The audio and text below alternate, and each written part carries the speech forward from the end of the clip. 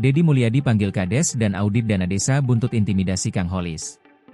Video Kang Holis, 31 tahun, pedagang telur di Garut, Jawa Barat yang mengkritisi jalan desa yang rusak viral di media sosial. Buntutnya, Kang Holis dilabrak pihak keluarga Kepala Desa Panggalih, Kecamatan Cisewu, Kabupaten Garut. Dalam video yang beredar, Kang Holis mendapatkan intimidasi dari dua orang pria yang merupakan keluarga kepala desa. Video yang viral tersebut ditanggapi langsung oleh Gubernur Jawa Barat, Deddy Mulyadi. Pria yang akrab disapa KDM itu kemudian menghubungi Kang Holis lewat sambungan video call. Dalam video yang diunggah oleh KDM lewat Instagram pribadinya Deddy Mulyadi 71 pada Senin, 5 Januari 2026, terekam percakapan antara KDM dengan Kang Holis.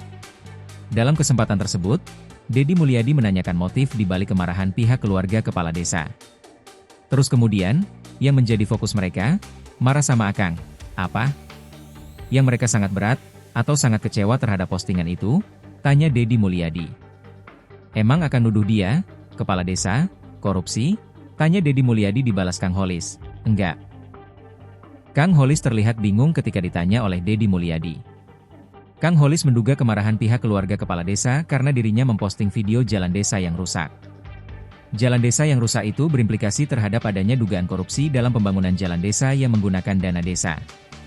Terkait hal tersebut, Deddy Mulyadi menegaskan akan segera berkunjung ke Desa Panggalih, Kecamatan Cisewu, Kabupaten Garut dalam waktu dekat.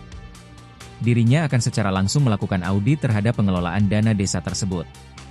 Tak hanya soal audit dana desa, Deddy Mulyadi juga berencana mempertemukan antara Kang Holis dengan keluarga kepala desa Panggalih. Sehingga, permasalahan ini tidak berlarut dan merugikan Kang Holis yang beberapa hari belakangan tidak berjualan. Alasan tidak berjualan karena takut diserang lagi oleh keluarga kepala desa.